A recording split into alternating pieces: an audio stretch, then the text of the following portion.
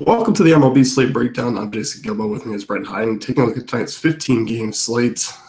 Pretty loaded Tuesday slate. We got some pitching options, but overall, I found myself targeting a lot of actually pitchers here. There's a lot of pitching options. It's kind of tough to like when I built my very first lineup this morning. It was kind of tough to narrow down exactly who I want to zero in on, but there's going to be a couple that I think are popular that probably shouldn't be, and then some interesting stacks tonight. Yeah, definitely. And let's dive in. First one here: Cubs and Indians. Trevor Bauer taking on Tyler Chatwood. Trevor Bauer, obviously, guys pitched well this season. Has pitched well against the Cubs. I do think he's a viable pivot here for a little bit cheaper. Yeah, I'm actually a pretty big fan of him in this spot. I mean, Bauer, a guy with a decent strikeout stuff. I mean, we're talking like 27% this season, about 27% dating back to last season. It's a pretty good spot for him. He's outside of what Progressive or whatever that Cleveland stadium is, where he generally pitches better. Does a decent job of managing contact. I mean, I know righties have kind of hit him a little bit hard, 36% dating back to last season, but I still think it's a pretty solid spot for him against a Cubs team that at times this season has just been absent at the plate. Yeah, it's the thing. It's funny. Like Houston's like, or Cubs are like the Houston of the NL. Like I look and like, oh, top 10 against right-handers, but they don't really live up to that standard this year. They're just so hit and miss. Yeah, it comes from like a few good games, I feel like, and then they just have these really, really terrible outings in between. I think the Red Series helped out a lot. Probably. But yeah, Bauer's definitely interesting here just because he does have, there is some strikeout upside with him. Not really looking to target him either. Like there's no glaring weakness. I mean, a little bit of hard contact to righties, but overall, I'm not thrilled with using Cubs bats on a 15-game slate. No, I probably wouldn't be either. Like if I was, it would be the guys that hit like knuckle curves really well, and they don't really have guys that do that outside of like Anthony Rizzo, like a 216 ISO, about 78% hard contact or 78% contact rate dating back to last season. He might be like the only one-off that I really want to target here. Other side of this one, you got Tyler Chatwood taking on Cleveland. I guess I'm kind of a little bit like shocked that their implied total's under 4 right now. I think Vegas might be looking at this and saying like Chatwood had a good outing against them last time they played, and that might be influencing it a little bit. But like if you look into it, like Chatwood dating back to last season, his numbers are really bad against lefties, like 346 WOBA allowed. But like this season, it's not as bad, like 321. Like he might be a viable option if you're really looking to punt, but I might be leaning a little bit more towards some of these Cleveland bats. Yeah, I think so. Just like you mentioned, like he hasn't a ton of power. Like he's a ground ball guy. Hard contact there to lefties though, 35% this season, and a guy who will throw his sinker quite a bit. I just wish we were getting a little bit of a discount on Lindor and Ramirez. They're still over 5K on DraftKings, but I don't mind those guys or mind like Michael Brantley either.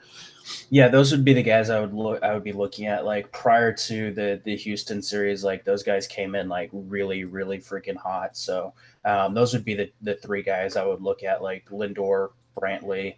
I don't hate like Yonder Alonso or even someone like what is Melky's price now that he's getting in there? He's 3-4. Yeah, I don't hate the price on him. He would be someone that I might consider as like a value-ish option. Yep. Next one here, got Atlanta and Philly. Brandon McCarthy taking on Vince Velasquez. Velasquez is a guy who's been pitching well. I don't think this is a spot where it continues. I don't think we see a Pivetta outing from him last night. No, I don't think so either. Like Velasquez is a guy like still this season struggling against lefties, really struggled against them dating back to last season. I mean, 249 ISO allowed, 382 WOBA allowed last season, 401 WOBA, 317 ISO allowed this season. And we know the Braves are a team with a lot of really good left-handed power. That starts with like Freddie Freeman. Obviously, 204 ISO, 386 WOBA dating back to last season. You have Nick Markakis in there. Ozzy Albies. Like you have some really good left-handed bats in that lineup. I think the lefties are an interesting stack here. Like I don't go overlooked on a big slate like this, especially coming off a dud last night. And, Markakis' price is down a little bit, Inciarte's down a little bit. I don't hate mixing in Acuna, just thinking maybe Velasquez could get out early. Yeah, I don't hate that idea. And then like getting some of these guys towards the bottom, like the Johan Camargos and stuff like that, pretty solid option. But I'm mostly focusing on the lefties. Like Freddie Freeman is a great one-off option here. Yeah, for sure. Other side of things against McCarthy, I don't want McCarthy to be one of those guys where we don't know which one's going to show up. I'm tired of like Brandon McCarthy like picking on him and then him coming out and having a big game and then like I'm like, oh, I'm going to use him, and then he comes out and gets shelled. He's been a little bit more consistent with his sinker and his cutter recently, and that's kind of helped him. He might be a viable option in this spot as a guy like the Phillies are striking out a lot, 26.4% against right-handed pitching. He might be a viable viable like SP2 option here. Yeah, I think tournament, like the upside is definitely there. We've seen in McCarthy, we've seen 20 plus DK points in two of the last four starts, and then we've seen the floor as well. I'm with you. I do think he is a viable option in terms of tournaments, and I'm kind of sick of picking on him. He's a guy who just doesn't allow a ton of hard contact. I think some of these numbers are going to even out a little bit because his blowups have truly been really bad. They really have, but like his non-blow up games have been actually pretty darn good. So like, right. I mean, if you look dating back to last season, like not a lot of hard contact to either side of the plate, like sub 30%, not really giving up fly balls either. Like righties are hitting him 346 WOBA, but like if you look at it, if he's throwing that cutter a lot, like there's nobody from that Phillies team that hits cutters worth a damn. No, and I think like especially if it relies on the curve as well in combination, like there's not guys that hit that curve well either. No, like again, like Odubel Herrera, a guy that like you might be a little bit worried about, and I think Nick Williams went yard last night, but I'm just not too terribly concerned about Nick Williams and I guess Rhys Hoskins. Yeah, I mean if you're at the price now with Rhys Hoskins, or if you want to just kind of ride it out and hope he has a big game soon, you can do so. But I've been doing that with way too many Phillies this year, and it's barely started paying off for Santana. Yeah, I mean, like that price for Hoskins is just really cheap, and there's always a chance that someone makes a mistake and puts one over the plate where he can actually make contact with it. But like, people are pitching to him like outside of the zone, and he's just not adjusting with that. Yeah. Herrera is probably the only guy that I have interest in. I mean, Williams is a cheap option. He's just been a guy who hardly finds the lineup this year, but two-way if you need a punt play. Yeah, for sure. So. Next game here, we got Washington and San Diego. Jeremy Hellickson versus Eric Lauer. Washington exploded for plenty of runs last night. Juan Soto's show has arrived. Juan Soto show, and man, it even the Reynolds show, like he was just ridiculous last night with 2 home runs. He's now just absolutely raking. Like this season, he's got like an 1868 OPS, 4 homers and 6 RBIs in like 5 games. It's been ridiculous, and this is a good spot for the Nationals bats if they're going to continue to wake up. I mean, I kind of have interest in them. They might be a little bit popular, but like Reynolds is way too cheap still. Yeah, he is. You got, a lot of bats under 4K here, even some bats like close to like the 3K range in the back half. And Eric Lauer's an even worse lefty, I think, than what Erlin was last night. I cannot believe Robbie Erlin was chalk last night. Like, he was really popular. Well, we know where they didn't get it. It's not here, that's for sure. Eric Lauer, a guy, like, we're still dealing with the really small sample. We're only talking 21 innings, but like 473 WOBA, 51% hard contact allowed to righties. Yeah, this is a good spot for the right-handed bats from that lineup. Trey Turner, Michael Taylor, Reynolds, as I mentioned, Rendon, who was not good last night, but I still like him in this spot. I kind of like a national stack. Yeah, I do too. And I probably wouldn't be afraid to work in those lefties like Harper and Soto. I think after seeing last night, especially if Lauer gets just hooked early, which is very possible. Yeah, even like Wilmer Defoe and Pedro Severino, like those guys are in play too. And Soto went yard, off a lefty, so Yeah. he apparently has lefty on lefty power. And it was no cheap shot either. That was a bomb. Yeah, I hope he goes yard again. Did you see the Boston writer that was like, I'm glad he didn't. He was talking about how he just like trotted around, didn't show off or do anything, spectacular, try to show the team up. And the Boston guy was excited about that. Yeah, I hope he. I hope he just like goes yard again and just like pumping his fist and like jumping up and down and stuff. God. Boston's there's such an old man white like sports town. It's horrible. Yeah, it is. Horrible. Yeah, I'm good with the Washington stack here. I'm jumping back on it. It's not really chasing after 10 points from last night. It's more just Lauer's that bad. Yeah, he really is. So, Padres side things here. Hellickson, a guy who hasn't pitched awful. I will say his better starts have come against the Padres, but a guy who hasn't looked completely bad. Hellickson's going to be popular tonight, and I just don't know if I can handle that. Like he is going to be popular. Like I guarantee you that he will be a chalk like SP2 option tonight, and he's been good this season.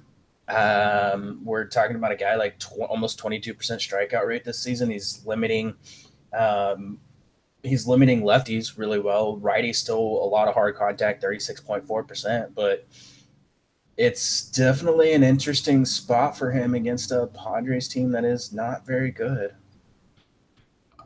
It's true, and he's throwing some off-speed stuff quite a bit here. The fastball usage is down, which I like because Hellickson's fastball tops out at like 89. As much as he's going to be chalk, like I kind of don't like it, but I see it here against the Padres, obviously. But I don't know. I still think there's too many lefties here that can get to him. I don't hate the idea of using him in this spot. Like, I mean, outside of a couple starts, he has been really, really solid this season. He's like 8K on DraftKings. I'm not touching him on FanDuel, but like on SP2 sites, I don't hate the idea of using him. No, I just think at the ownership that you're potentially hinting at, I would rather fade. Yeah, I mean, in tournaments, there's no way I'd use him just because that ownership's probably going to be a little too high. But like in cash games, I don't hate it. Yeah. Any interest in San Diego bats? Like I think Cordero is interesting in GPPs or like a cheap Rafi Lopez or something. Those would be the guys I would maybe be looking at. Maybe like a Jankowski just as an on-base value option. Yeah, because I mean, I don't know. I kind of like the idea of like using a couple if he's going to be chalk even in tournaments if he's going to be like 15% or something like that, 20%. Yeah, and like Franchi may not even be in the lineup. He hasn't played since he got removed from the game against the Pirates. So if he's out, like that might actually help Hellickson more. Yeah, that's true.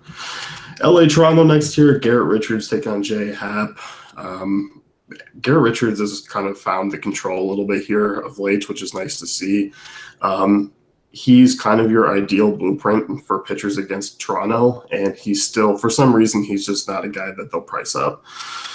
Nope, and I'm 100% okay with him being a very, very chalky option on the slate. He is the guy, like, whenever you look at pitchers that have a lot of success against the Blue Jays, it's guys that rely on their sliders, and guess what? Garrett Richards relies on his slider a lot, and it's a good slider. I just don't – I mean, we're talking about a guy with, like, massive strikeout potential, 26% strikeout rate dating back to last season against a Blue Jays team that's striking out, like, 24, 25% of the time, and you still have guys in that lineup like Josh Donaldson who I still don't think are healthy. I do love the spot for him. Yeah, I do too. And he's the good chalk for me tonight, like 7,800. He's my guy that I'll be using on SP2 sites. And even FanDuel is like a cheaper option. You know, if you're skipping out, want to get some bats in there. I don't hate him at 8.5 in GPPs. Yeah, no, I don't hate that idea of using him either. And I don't really have interest here in Toronto bats against him. Maybe like a Teoscar Hernandez, like one-off or something. Yeah, that's it. Like, there's not a lot of guys that grade out well here. Nope.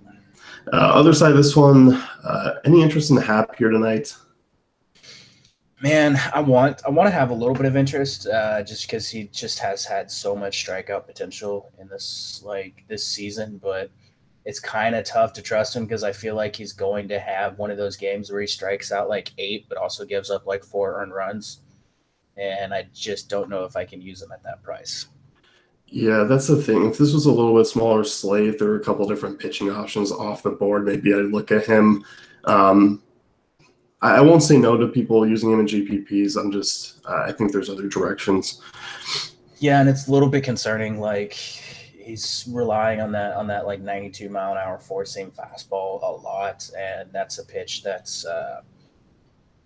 the Angels do hit pretty darn well. Yeah, and I kind of like some Angels bats here. Like, obviously, I like the Trout and Uptons, but I think Cozart and like Kinsler are really interesting, cheap value options. Yeah, Cozart's a guy at the top of that lineup. Very, very interesting. Has been actually hitting really well since moving up to the leadoff spot. I don't hate that idea. Like Andrelton Simmons projected to bat second is a little bit interesting as well. He's a guy not a lot of power against that fastball, but excellent contact numbers at like 93%. One guy that I absolutely love in this spot that I don't think anyone's going to look at, and he might be the nuts value option on the slate is Chris Young, especially on DraftKings at 2,300. What is he on FanDuel? 2,100 on FanDuel. Excellent numbers against that fastball, 200 ISO dating back to 2016. I do like him a lot, and like I said, I don't think anyone's going to use him, but he's a guy in the past we've loved to use against lefties. Yeah, like prior to 2017, Young was like back with like the Scott Van Slykes of the era. Yes, he was the guy you'd plug in against lefties. Yeah, he was, and like those numbers have come down a lot since basically that year. But he is still a guy that I do like in this spot. Yeah, I do too. I don't mind a little Angel stack here. I know Hap's not a guy that really blows up, but I think in a contrarian sense, people will just kind of use him as one-offs or skip over. Yeah, for sure. I definitely don't hate them. Well, Pittsburgh, Cincinnati next year. Jameson Taillon versus Matt Harvey. Yeah, new improved Matt Harvey? Question mark. No, we've already proved that theory was not true. Whenever he gave up like 4 against the Giants, like Matt Harvey is not improved. Matt Harvey is back to being Matt Harvey. Just because he had a good game against the Dodgers doesn't mean anything, because everybody has good games against the Dodgers. Yeah, I'm gonna probably load up on some lefties here against him. I like the upside and huge park bump here as well. Yeah, they were one of the stacks in my stacking article. I absolutely love the Pirates side of this game. All the lefties here, like Colin Moran, Austin Meadows, Gregory Polanco, Josh Bell, Corey Dickerson, all these guys are in great spots here. Yeah, he's bad against righties as well, but it's money of the lefties here. I think if you stack, like you can look at like a Josh Harrison who's projected to lead off. I mean, he'd be a little bit interesting, or if you need a catching option, Cervelli too. But yeah, the lefties here really stand out.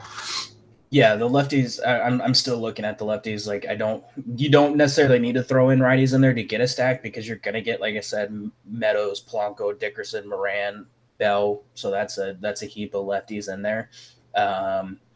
Adam Frazier might make the lineup too, but like I don't know that I really want him. I like I said, I think I'm leaning the other guys for sure. Yeah. Cincinnati side here against Taillon. I don't have any interest in Taillon. Just a guy who just hasn't really shown any upside here, and especially on the slate where there's going to be some upside at pitching, I just have a hard time using him here. I mean, I don't hate the price on him, like 7,300 on DraftKings. It's a solid price. It is a matchup. I don't know if people are going to chase that complete game 11 or 7 strikeout performance from him against these Reds last time they played. People might. Like, the Reds are a team not great on offense. There's not a lot of strikeout upside, but Taillon's not a guy that you really look at for strikeouts anyways. I don't hate the idea of using him as a value SP option, but like Garrett Richards is only 500 more, so I don't know that you need to go there. Right. Like, this isn't a guy's, you got to look back to that Reds game for him to like go over 20 DK points. Yeah. He just hasn't shown it. But like I said, maybe if this is a different slate, I like it. I'm not exactly picking on him here. Just a guy who doesn't allow a ton of power. I'll never hate like a one off of Votto or like Scooter Gennett, but I'm not thrilled here.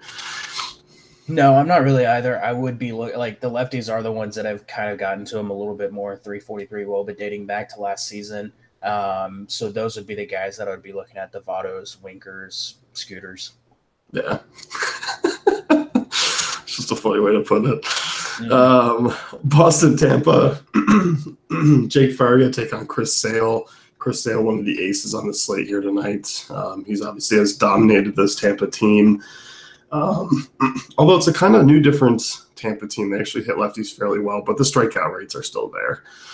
Yeah, they are a team that does hit lefties pretty darn well. We're talking like a 35% hard contact rate, like 110 WRC plus, but still 23.5% strikeout rate. So I don't obviously don't hate the idea of using Sale. We're talking about a guy with massive strikeout potential in the spot. I don't know if I want to pay that price for him. But I mean, feel free. I mean, he's got like 36% strikeout rate dating back to last season. He should get plenty of run support. I mean, if you want to use him, go for it. I just don't know that I'm going to be paying up that much for him. Yeah, I'm with you. I think there's certain spots. It depends on how your lineup construction is tonight, but I agree for the most part. It's expensive price tag. Usually when you get over 13K, I tend to start to hesitate a little bit, but obviously anyone deserving of it is probably Chris Sale too. Yeah, I don't know. I'm not picking on him here, but I don't know how much Sale I'm going to have tonight. Maybe a lineup or two. I kind of like Cole as well here in that spot. I do want to get some exposure to Cole, but yeah, Sale's always good. Yeah, I mean, on FanDuel, that price is a little bit better. Like he's 11.5. He's the second highest price pitching option there. So feel free to roll him out there. But like Cole, I might prefer Cole here a little bit more too. Yeah. You don't have any interest in race bats here? You're not taking a chance on anyone? Wilson Ramos. Yeah, like him or Crone would be the only guys. The problem is, it's just like I'm not probably going to pay 3.6 for Crone. Yeah, I don't know that I would either. Like I said, Wilson Ramos would be the only guy that would be looking at here. Yeah. Other side of things, Boston against Faria. I don't have any real interest in Faria, although Boston's run total is pretty low for Boston standards this year. Yeah, I think a lot of that has to do with like the fact that Faria's been actually really good at home. And like I don't know that there's I don't have a lot of interest in Boston bats here, and that kind of concerns me because I feel like whenever I don't like Boston bats, they tend to go bananas. Faria, a guy that has given up a lot of hard contact to righties. A lot of that gets neutralized by this park, though. Yeah, it does. And I think that's part of it, too, is the ballpark. And there isn't really a lot of blow-up games for Boston in the Trop anyway. I think you can look at JD Martinez here, Mookie Betts, if you want, just because of the upside that they have. But I'm with you. I'm not really diving in. Good God, Mookie Betts is 6K.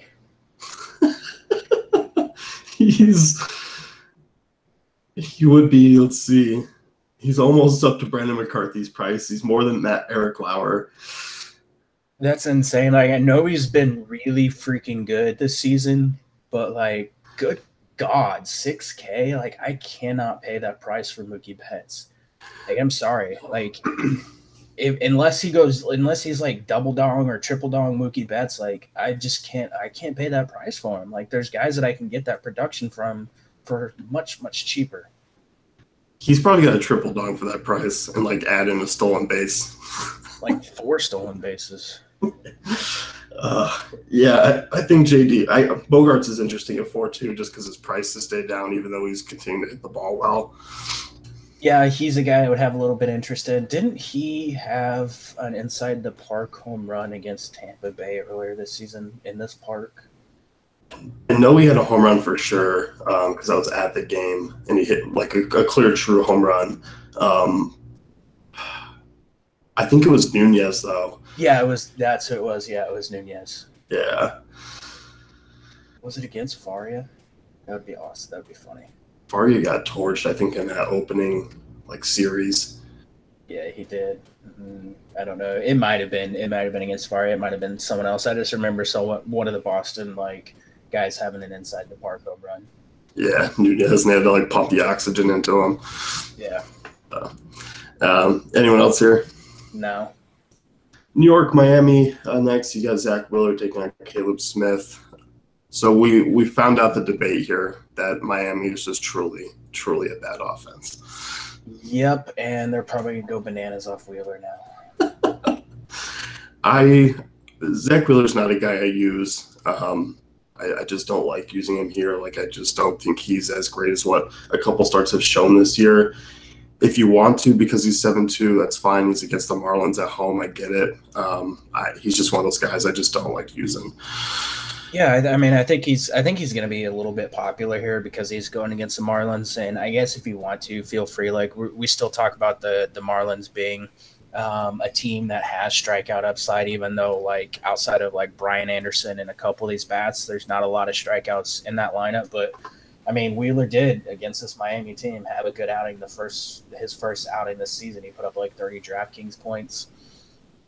I'd still rather go Garrett Richards for a few hundred more. But if you want to roll Wheeler in tournaments, feel free. Yeah, like, I understand the process of it all, and it is a fine option, especially at that price tag. I'm just so not a Wheeler guy. Like, I don't think his stuff is that great. No, I don't think so either. And like, I actually kind of like guys like Justin Bour against him because Wheeler is 2.01 homers per 9, 361 WOBA, 39% hard contact dating back to last season. Justin Bour, like 3,400, is a very interesting like one-off bat here. Yeah, I like that call.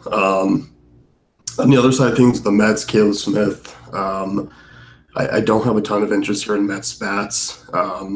Caleb Smith's a guy who these are on or off. He does have a huge fly ball rate against right-handers, but he also has a 32% strikeout rate. I think there's potentially some strikeouts here for Smith. I think there is as well. I mean, we're talking about a Mets team that, like, against lefties, like 27% strikeout rate this season, 63 WRC plus, just not good numbers. You have a couple of guys in that lineup that generally hit lefties pretty well with, like, Wilmer Flores, Asdrubal Cabrera. But, like, you're getting a bunch of lefties in there, too, like Conforto and Nimmo. I don't know. Like, this might be an interesting spot for Caleb Smith as, like, a value pivot off of Wheeler. I think so. I mean, look, there's no Cespedes here. Like you said, there's a lot of lefties in this lineup. Yeah, I think GPPs, you can take a look at them and, like, fire a shot away if you're building multiple lineups. Yeah, I think so, too. Like, Ahmed Rosario is a guy that's hit lefties really well this season, but dating back to last season, not a ton of power. He's a guy that I do have a little bit of concern about. And then, like I said, like Asdrubal Cabrera and Wilmer Flores would be the other guys. Yeah, and they're just not making solid contact. Like, projected lineup, 28% hard contact rate, and a lot of it's from Conforto at 42%, but his contact rate's only 66. Like, it's not like Wilmer Flores has been unlucky either. Like, you look at a lot of the expected WOBAs, they're not good. No, they're not. So, yeah, Smith interesting, as the walks usually will be something that kind of hurt him in the long run, especially because it seems that Miami will have a quick pull with him as well. That's just the downside to his game. Yeah, for sure. So, you don't have any interest in bats here for Mets side? Like I mentioned, like Ahmed Rosario, Asdrubal or Wilmer as like guys that might be. What is Wilmer Flores? Like, Flores is pretty cheap, 3,200 on DraftKings. Rosario is really cheap, 3,100. He's been hitting the ball pretty well the last couple games. So those would be the guys I would be looking at. Yep. Next one here, you got Arizona, Milwaukee. Matt Cook taking on Ulysses Chassin. Chassin's a guy that we talked about last time out against his Diamondbacks team because he's also another one that measures up well with his slider usage. I feel like I'm getting a little bit greedy trying to use him twice against this team. I kind of feel the same way. I would not be surprised if he came out and put up like a 6-7 inning, like 6 strikeout performance again, and maybe notched a win in the spot. Like, I definitely do not hate the thought of using him at this price tag. Like, I think it's a fine spot for him. It's a Diamondback team that continues, again, to struggle against right-handed pitching. I mean, 26% strikeout rate, still really, really below league average WRC plus. Little bit of hard contact, like 34, 35%, but some of that's coming from guys that like aren't in this lineup anymore. Yeah, I think this is a different lineup than what he's faced last time out because obviously Jake Lamb's in there. I don't think he saw a lot of lefties, and I think he could see a couple more with like Dyson and Avila in there, which is a little concerning. They're not the worst lefties in the world, but they're not great either. And I kind of could see them maybe just like being annoying to Chassin here. Yeah, probably. I mean, the good thing is like, even though you're going to get some of those guys in that lineup, like Jake Lamb, who does have power against sliders, 219 ISO, like still really low contact rate at like 61%. Yeah, and Avila. 46% contact rate. Yeah, there's some strikeout upside here for Chassin. My likeness is not on the scale it was last time out, but I do like him here. Yeah, like this projected lineup against righties, like 28, almost 29% strikeout rate this season. Yeah, they just haven't been good. Jake Lamb's probably the only viable like one-off I see that I actually like here. You got to stop calling him Jake. His name is Rake Lamb. Rake Lamb? Rake Lamb. Lamb Rake? Rake Lamb. Like, he's the only guy, like, he's a power option to consider, but, like, I'm not terribly worried about him or, like, the other lefties like Peralta, guy you mentioned yesterday, continues to hit really well. He's pretty cheap, but that'd be about it. Yeah. Other side of things, Matt Cook finally blew up, and it was against this Brewers team. And this Brewers team is fairly cheap. I definitely don't mind going back to the well here. Yeah, I feel like whenever I wrote them up in the stacking article, I was chasing just a little bit, but I will preface that by saying that we've been saying that he's going to be hit hard for like the last few games, and it finally has happened the last like two. Gave up 8 earned against the Brewers last time out. This is a spot like I really, really like the Brewers once again, especially the Brewers righties, because Cook 416 WOBA allowed, 50% hard contact to righties dating back to last season. Jesus Aguilar, man, this is such a good spot for him. Put up a dud last night. We're talking about a guy that's just been mashing recently, like multi-hit games in 2 of his last 3 games. 4 homers across his last 4 games. Whew, such a good spot for him.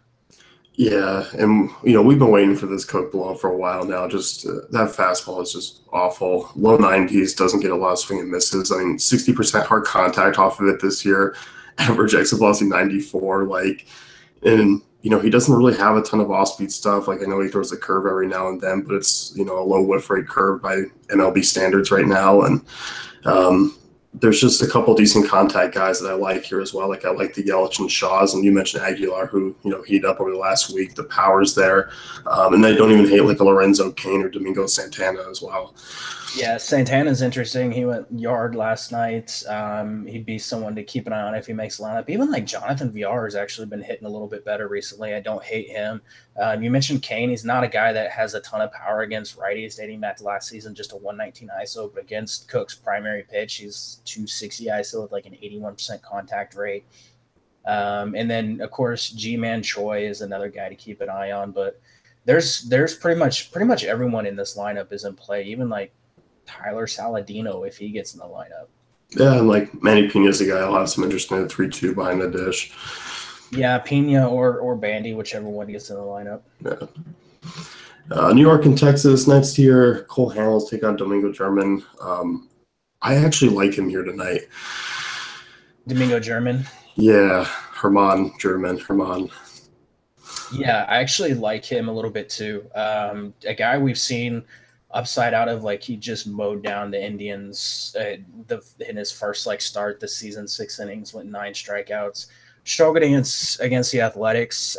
He is a guy that has struggled against righties with like a 335 WOBA and 40% hard contact allowed, but really good against lefties. And this is a very lefty heavy Rangers lineup.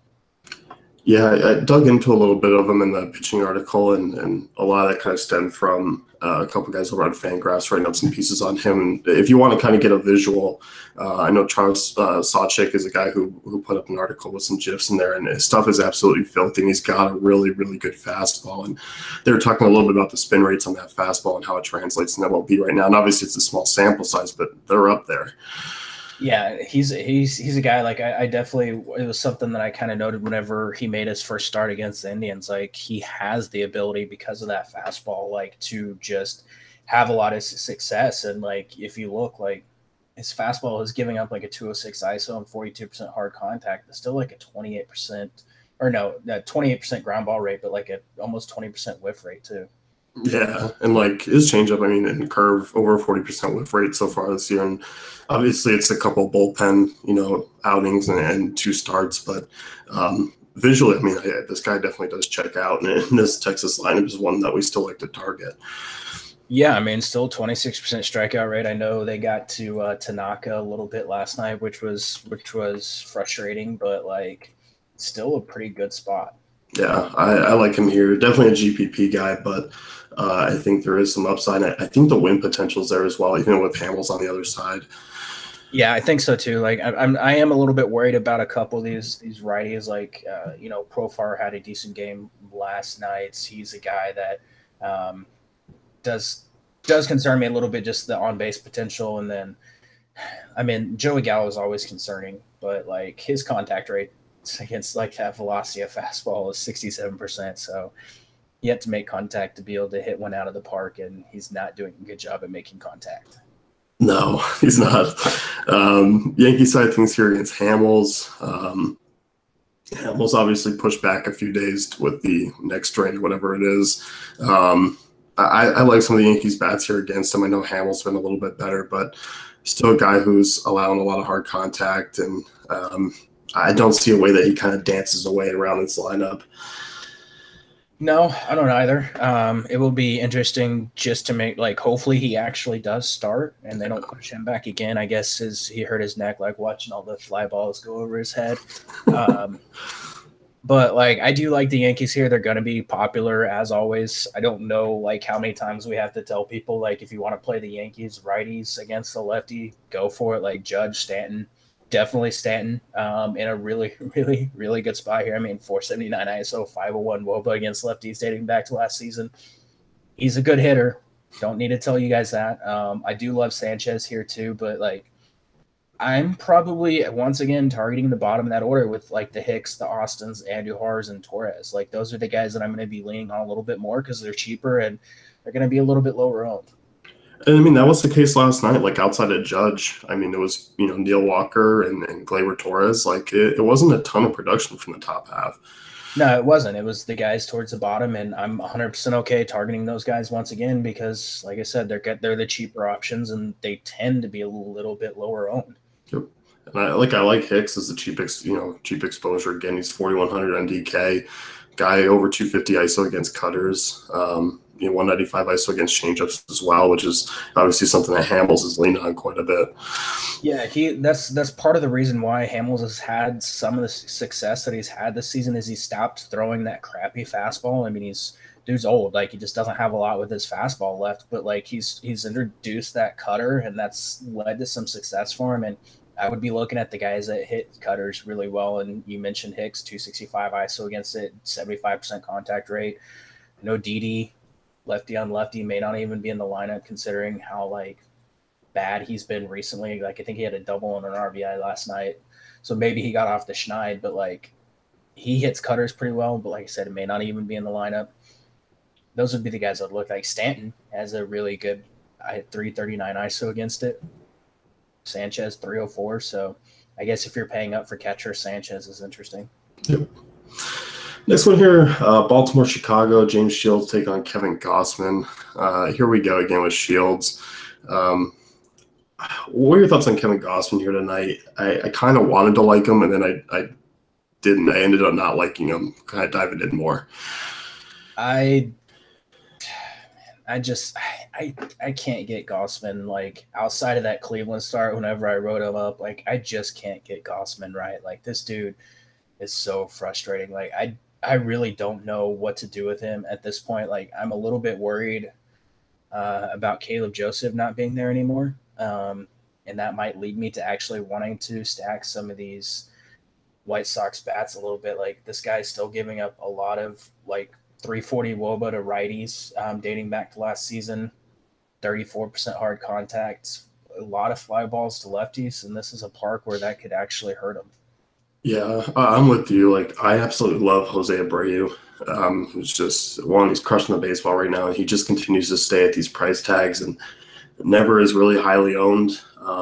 He's just such a safe play as well. Like cash games, I love Jose Abreu, but GPPs, I think the upside's there tonight. And um, I don't mind like a Matt Davidson here, or like Yoan Moncada. I'm with you. I think you can stack them. I think so too. My biggest concern is like even like last night when this was like such a great matchup for these offenses, like 3-2 game or some BS like that. And I hate how these games end up being that. But I'm looking like Gossman's a guy who's throwing that splitter a decent amount to lefties, and then like he's throwing a four seam and slider a lot to righties. So I'd be looking at guys that hit that. What is his four seam velocity? He's about 93. I guess his velocity's back up a little bit. You have Abreu 322 ISO against it, Beef 367 ISO against it. Good numbers there. Daniel Palka one batted ball event against splitters, 1500 ISO. So there you go. And he had cleanup last night. I wasn't expecting that, but he got in there and hit cleanup. Yeah, he's definitely interesting. Like I'm not chasing the 1500 ISO against that one splitter that he's seen and hit, but like he's still a decent option. And then like Yoan Moncada, still a guy I do like a lot here. Yeah, me too. I don't hate Tim Anderson as well. I usually target him against lefties, but I think he's interesting because the stolen base upside's there. Yeah, I can get behind that. Baltimore side here against Shields. I'm kind of sick of targeting against Shields. I don't know. Baltimore's one of those teams, man. I'm just so sick of. I think Big Game James might be like a interesting like value GPP option because like nobody's going to use him at like 5,300, and he has upside. Like we've seen it. We saw it against Texas. We've seen it multiple times this season where he has potential to put up good games. He just has to be able to get the win. Like he's coming out here and putting up like 16, 18 fantasy DraftKings points without the win. Maybe he has potential in this spot against Baltimore. Like he does struggle against lefties dating back to last season, 211 ISO, 344 or 345 WOBA allowed. That does make some of these lefties a little bit interesting. Yeah, and, like we talked about here, like they don't have a ton of quality lefties. I mean, the power ones, obviously, Pedro Alvarez, Chris Davis are the ones you'd have interest in. I don't know if I'd get behind like a Chase Peterson or Chance Sisco tonight, but I do think like a one-off Chris Davis or Alvarez is kind of interesting. I can get behind some Chance Sisco in the spot. A guy like does have some power against righties. I mean, 195 ISO dating back to last season. Good spot for El Toro, Pedro Alvarez, 214 ISO, and like Jace Peterson's a guy that's going to be cheap. Like he's 2,600 on DraftKings. If you need a value like second base option, I could get behind it.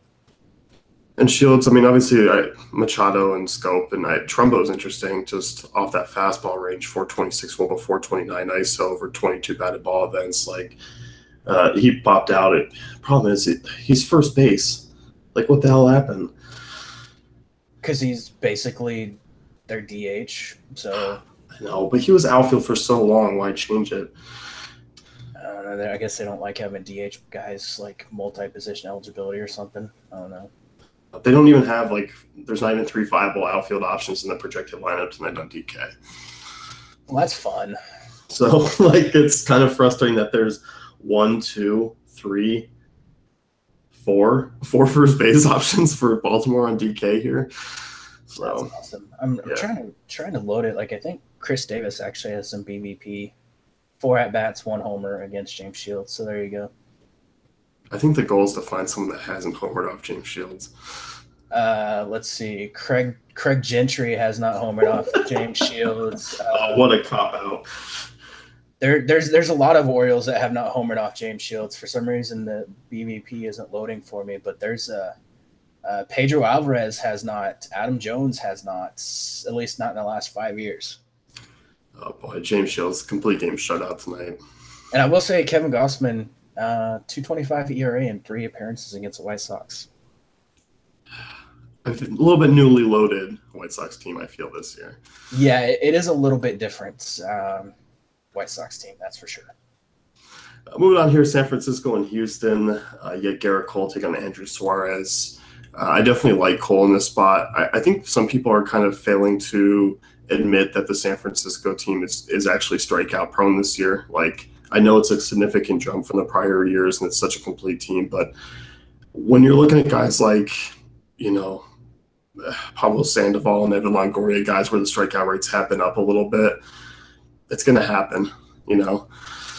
Yeah, you have those guys in this lineup, and then you have like Gorkys Hernandez and his like strikeout rates. There's definitely some strikeouts in this lineup. Like, I mean, we're talking 25% against righties this season alone. A lot of hard contact, like almost 40%, but a lot of that's coming from like Brandon Belt and like a couple other bats. This is a really good spot for Garrett Cole. I'm 100% okay paying that price for him. I mean, 12.9 is up there, but I'm completely okay with paying that price because you're getting the safety of a guy that should have plenty of run support, has plenty of like double-digit strikeout potential. I mean, what, 1, 2, 3, 4, 5, 6 games this season he's struck out at least 10 batters. It's a good spot for Garrett Cole. I absolutely love him here. Yeah, I do too. Throwing that slider about 21% of the time. Talking about the Giants being awful, but there isn't even a lot of guys that stand out against that 95-mile-per-hour fastball. I mean, McCutchen 214 ISO, but there isn't a lot of solid production here going on. No, there's not. Like, nobody in that lineup outside of McCutchen has a 200 ISO or above. Like, Belt and Longoria have decent like WOBA numbers, but like low contact numbers. And then when you get into sliders, it's even worse. Like, nobody in that lineup has a greater than 200 ISO dating back to 2016, and you have what, Buster Posey with a 302 WOBA, and that's it. I definitely like going here with Cole. I do rank him a little bit higher than Sale tonight, and like I said, I'm okay paying that price, especially pairing him with like a Richards here. Yeah, for sure. Houston side of things, I don't mind some bats here against Suarez. The problem is I think they're going to be super popular, especially at some of the price tags that are now finally coming down. I'm fine with that. Like, they made it in my article. They were like the top stack in my artile, and I think this is only the second time I've written up the Astros this entire season. And I love them here. Like, you have George Springer in an excellent spot, 273 ISO against lefties dating back to last season. Profiles is like a really good option against Suarez's fastball. He's got like a 395 WOBA against it, or 395 ISO, 80% contact rate. I do really love Alex Bregman here at 237 ISO against lefties dating back to last season. 301 ISO, 455 WOBA against those like four-seam fastballs that Suarez is throwing, and like an 86% contact rate. He's a guy that I think, even if I'm not getting a bunch of exposure to Houston, like, he's a guy that I really, really like here. Yeah, I'm with you. Always like some Bregman. You got Altuve's priced down. We haven't seen a lot of upside from him, but a guy who does profile well against that fastball range. Same with Correa. Evan Gattis, a guy I really like here, 420 ISO against that fastball range. Yeah, it's a good spot for El Oso Blanco if you're wanting to pay down. Like, he's 3,200 or 3,300 on DraftKings. That's really, really cheap. I really like him, and even Max Stassi here. I think both of those guys might end up getting in the lineup and are fine. Trying to think who else. I'm not really on like the Marwin Gonzalez or people like that, but where is he? I think someone else is projected at the bottom of that lineup. I think JD Davis. Yeah, could get in here. Davis or Marisnik are interesting, like cheaper options at the bottom of that lineup. Yeah, and I'm actually surprised that the rental is only 4.7. It's like Vegas gave up. Vegas got tired of getting hammered on the lines on like people hitting the under. Yeah, I don't mind the Houston here. I'm with you. I think stackable here for sure. Yeah, for sure. Next one here, Detroit, Minnesota. Matt Boyd taking on Lance Lynn. Matt Boyd. Twins let me down here a little bit of late, especially Brian Dozier. Yeah, I'm pretty excited for Matt Boyd to come out and give up one earned run again. Man, I'm not. He continues to just put up solid starts. I think I'm kind of done attacking him a little bit. There are a couple one-offs here, but on a 15-game slate here, I still find the Twins pretty low on my list. Yeah, I do too. Like, I'm okay if you want to use a couple of these bats against him, like the Max Keplers or the Escobars or the Rosarios. But yeah, the Twins are not a team that's really really high on my list. No, I actually have a couple more interesting bats on the Detroit side, like using a couple lefties against Lynn here. Yeah, me too. Like, and I will say this: I'm completely okay with using Boyd if you really want to. I mean, we're talking about a Twins team that's striking out like 26% of the time against lefties, sub 100 WRC plus. You have a couple of bats that you have to worry about, but again, like in that same price range, you have Richards and a couple other guys. But like, I'm completely okay if you want to roll out Boyd. He should be a guy that can get you 18, 20, maybe a few more fantasy DraftKings points, and then maybe get a win. And unlike last time, the last few times lefties against the Twins, like Boyd's actually decent against left-handed bats. Yeah, for sure. So, Detroit side of things here, as always with Lynn, like you're looking at the lefties. I don't mind like a Leonis Martin here. Definitely interesting. I think Goodrum's an interesting power option from the left side. Like they're going to be super low owned. Obviously the floors are rather low, but I think they're interesting GPP bats. Yeah, the problem is you only have what, 3 lefties? Yeah. Leonis Martin, Victor Martinez, and Nico Goodrum. And that's it. Yeah. So what you're saying is you're all in on Lance Lynn at 4-5. No. Yeah. There could be still one lefty. I will never play Lance Lynn. I mean, I used Lance Lynn in that start against Houston, so I will own up to that. I have used Lance Lynn once this season, and it worked. I'm not using him here, but like I understand if people wanted to look at it and be like, he really struggles against lefties, but he's decent against righties, and this is a right-handed heavy lineup. I would understand it if people wanted to use him, and like I wouldn't be shocked if he came out and put up like a 6-inning, 5-6 strikeout performance with like 1 earned run or something. Like it would not surprise me if he did that.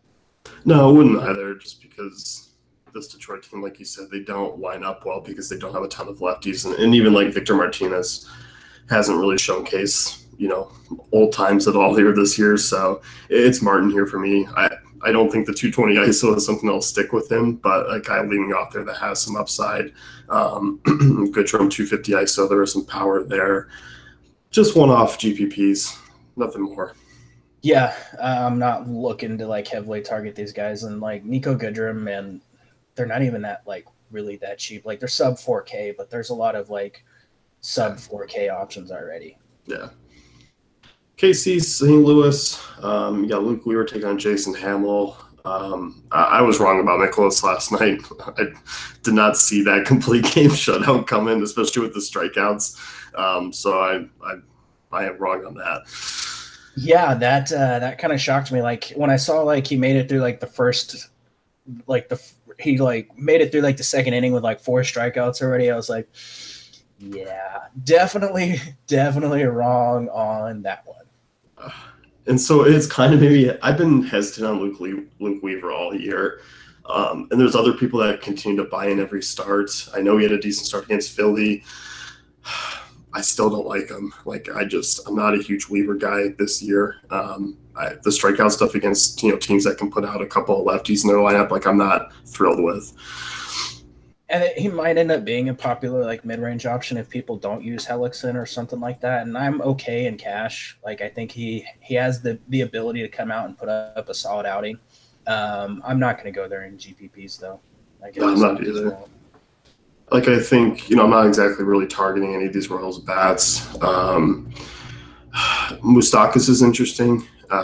Is kind of the only one. Like he's pretty cheap 4-1, and a guy who mashes changeups 429 1 with 417 ISO and a contact rate over 70%, which is decent for Moustakas there. He'd probably be the guy that I have the most interest in. Yeah, he'd be about it for me. Ballpark here sucks. You usually don't find a ton of offense. No. So, anyone else here from KC? You said no, right? No, not for me. St. Louis side against Hamill. St. Louis last night they put up some runs, but it was a lot of guys that Carpenter finally got off the schneid a little bit, but it was Tyler O'Neill show there for a little bit. It's been the Tyler O'Neill show for 3 straight days now, and I'm completely okay with going back to him. He's 3,600 on DraftKings. He's probably not even in the player pool on FanDuel. Uh, he's 20. He's 2,500 on FanDuel. So, uh, yeah, just plug and play there on FanDuel. Like that's just too cheap for him. Vegas is really high on the Cardinals. I'm okay with him in this spot. Like if you want to roll him out, because Hamill is a guy generally doesn't give up a lot of home runs. I know he gave up when he gave up 3 against Cleveland, 1 against Tampa Bay, 2 against Boston. But he just so many hits and just so many just runs in general. Like I'm completely okay with the Cardinals being chalk here because he's probably just going to get batted around once again. Yeah, I mean, our contact's been up this year. I mean, 50% to lefties, 39% to right-handers. Strikeout stuff way down. Even with the slider throwing it 35% of the time to have a strikeout rate of 11%, that's not good. I like some of these Cardinals bats, like Pham, definitely interesting. If you want to go back to Carpenter, I'm definitely okay with that. He continues to hit the ball hard this year, just hasn't found a ton. Because he's still 3,400 and he's second base eligible, I don't hate it. Yeah, Pham, a guy I absolutely love here. 389 ISO, like decent contact numbers against Hamill's like 4-seam fastball that he's throwing probably a little bit too much. But like he's relying more on that, especially the right side. He's relying more on that like 2-seam and that slider. And Pham's a guy that does have decent numbers against 2-seams, like almost 90% contact rate, 374.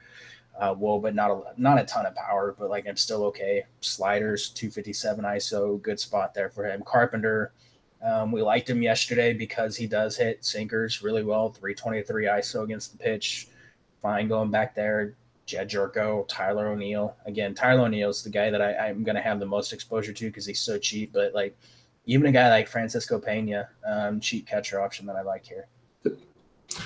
This game here, Seattle, Oakland, Mike Leake taking on Trevor Cahill. I like Cahill, but I just don't like him in this spot. On a slate, like we still have Richards. Richards is going to suck away, I think, a lot of options in this range, and I just don't like targeting Seattle.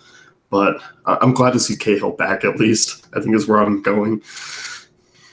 I'm not, because I hate trying to use him and when he sucks and then you like want to stack against him because he sucked for like 3 or 4 straight games and then he just goes out and puts up like 40 fantasy points.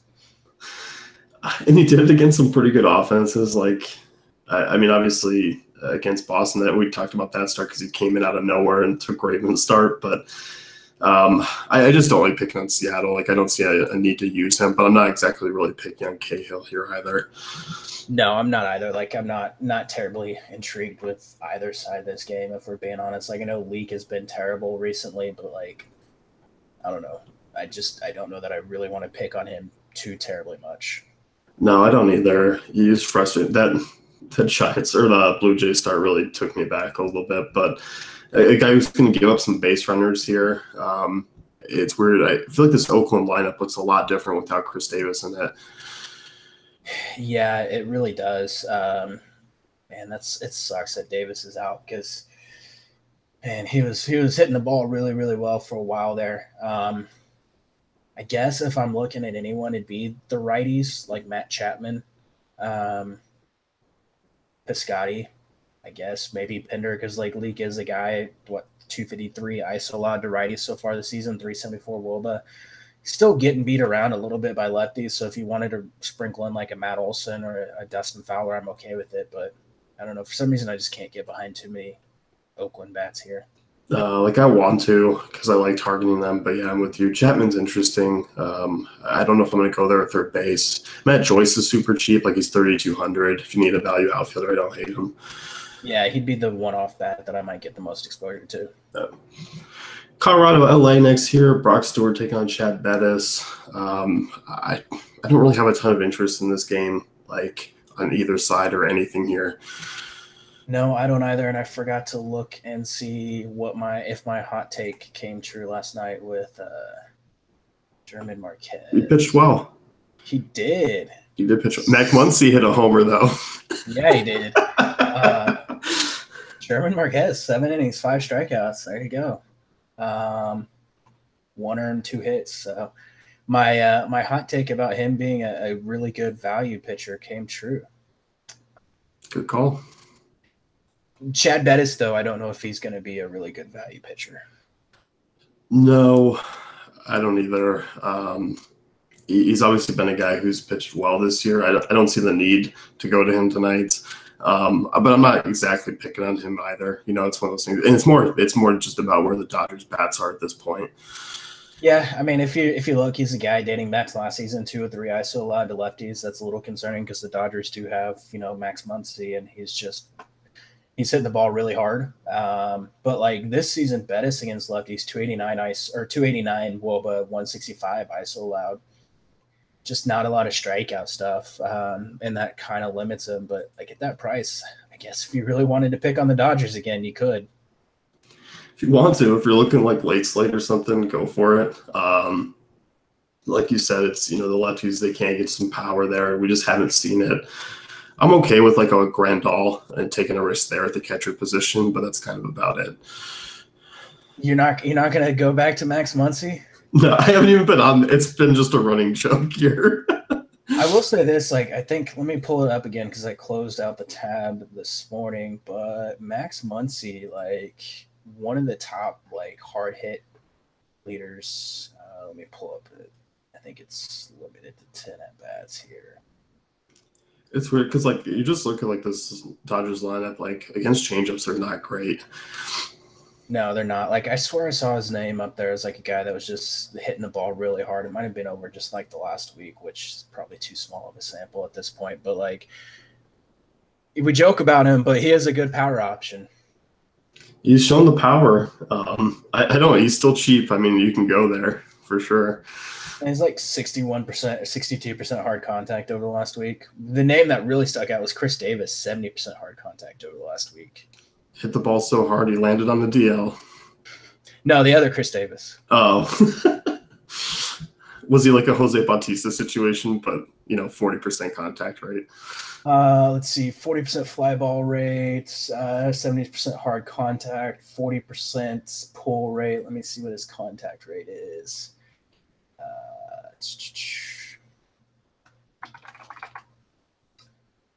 He doesn't even come up in like the first, like probably 40 batters, I don't think. No, the first 30 batters, he doesn't come up. Let's see. Limited by Orioles. We've just gone off the deep end at this point. This is what you get when you stay this long on podcasts here. 69% contact rate. Nice. All right. Last week. That's like if you put the learning curve for professors and what they do on tests, like that's good for Chris Davis. That is pretty good for Chris Davis, but we've just gone off the deep end. We've gone back like 9 games back to the Orioles, but yeah, the lefties, the Jock Jams and Max Muncy's and Bellingers, I guess Grandal too. Colorado side against Stewart. I hate these random like bullpen guys that get to the lineup or like random spot starts for the Dodgers because I don't feel you can really game plan for them because they never go like past 4 or 5 innings. You can never game plan for a Dave Roberts pitcher anyways, because he just pulls them like super early. And I get it; it's very, very frustrating from a daily fantasy perspective. But the fact that people haven't caught on to that and they just tilt off a cliff whenever it happens, you only have yourself to blame for that. Like, because you should know better by now. I wish we had an indication that he was going to go like 4, 5, 6 innings, because at 4,500 with like the upside that Brock Stewart has shown before, I would be really, really interested in using him. If word comes out that he's going to pitch like 70, maybe 80 pitches, I think he's a viable like dirt cheap value option here. Yeah, I don't hate it. Like the Rockies just continue to be a team I don't mind targeting, and even some of the name value guys that they have right now are just not good against right-handers. They're such a bad team against righties. And like, man, Brock Stewart's been so good, like especially in AAA. He's got like a 2.8 ERA across 21 2/3 innings. It's definitely an interesting spot for him. Yeah, I think the only guy that I would have interest in is like a one-off would be like Nolan Arenado here or Blackman, if you're just trying to be different just because they have the upside. But I do feel like that's just way too hard on a 15-game slate as well. Yeah. So, home run guys, Tyler O'Neill, who else you got? I'm actually not going to go with Tyler O'Neill because, man, going back, I don't know if he can do it in 4 straight. Like, that's some Gary Sanchez stuff right there. I'm going to go with Austin Meadows. Ooh, I like it. And Jesus Aguilar. Ooh, I'm going to go Jose Abreu. And I'm going to go Anthony Rendon. Ooh, getting some Rendon off the schneid. And now he's got to. That's it for us. Special thank you to Brent for waiting 30 minutes so I could wake up and get on this podcast. So thank you. Check out DaveFantasyCafe.com for our tools and content, and we'll see you guys tomorrow. Good luck tonight.